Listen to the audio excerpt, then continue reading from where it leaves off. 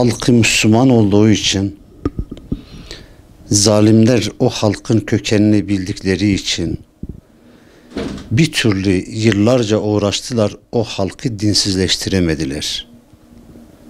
En son kendi uşaklarıyla, kendi ameleleriyle o halka bir katliam uyguladılar ki kimyasal silah veren Amerika ve onun yandaşları, onu yapan onların oradaki hizmetkarı olan Saddamlar idi. Acaba o despotlar bitti mi? O işçiler bitti mi? Veyahut başka bir tabirle artık insanlık bundan bir ders aldı mı? Halepçe'de öldürülen insanlar her ne kadar Kürt Müslümanlar ise de aslında orada bir insaniyet öldürüldü. Bir insanlık katliamı yapıldı. Orada aynı zamanda İslam alemine bir gözdağıydı. İşte sizin kardeşlerinizi şöyle öldürüyoruz ama sizin elinizle. Sizin içinizdeki insanlarla, kölelerimizle. Ümmet bundan bir ders almadı. Halepçe'de her ne kadar toplu katliamlar oldu ama bugün Suriye'de, bugün Filistin'de, bugün Libya'da, bugün Afganistan'da, bugün Myanmar'da, bugün Arakan'da her gün yüzlerce insan öldürülüyor.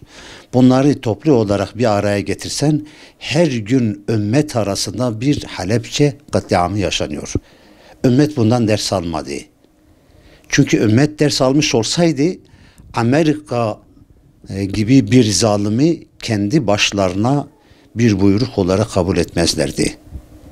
Halepçe'yi Saddam'a kırdırtan, Halepçe katliamını ümmete yaşatan o zalimler idi.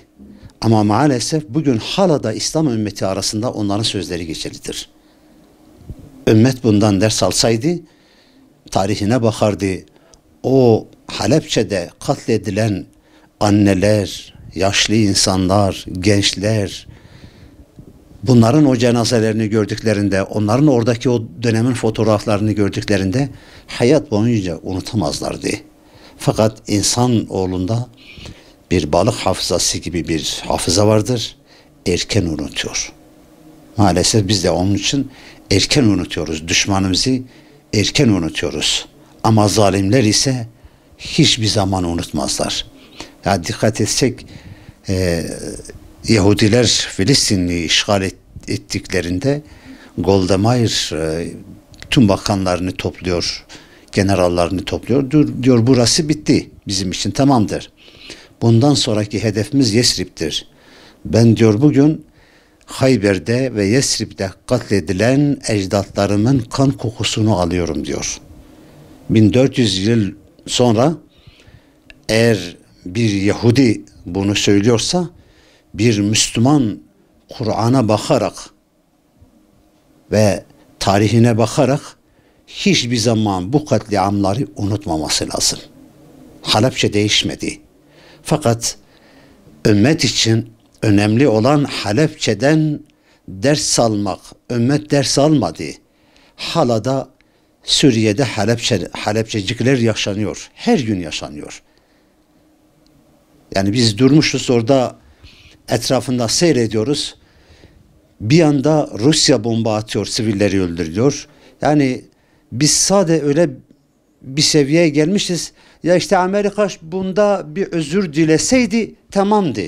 Ya Amerika'nın özrü hangi mazlumun kanından daha önemlidir?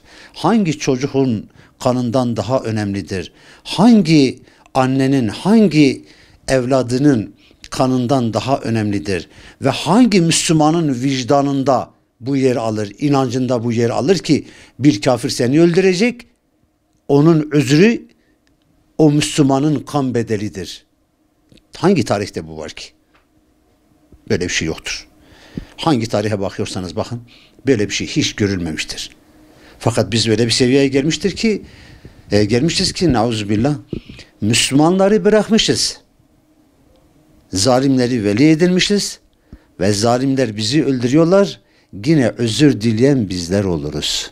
Diyoruz ya sen eziyet gördün, bana mermi sıktın. Özür dilerim.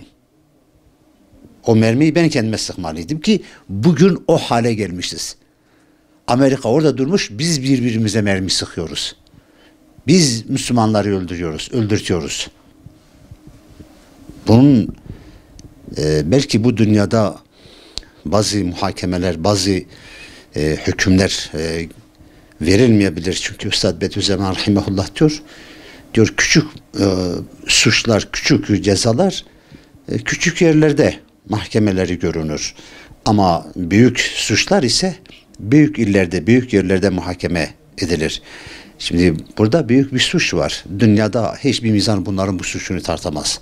Ancak ilahi adalet, mahkeme-i kubra bunu tartar ve bu suçluları cezalandırır.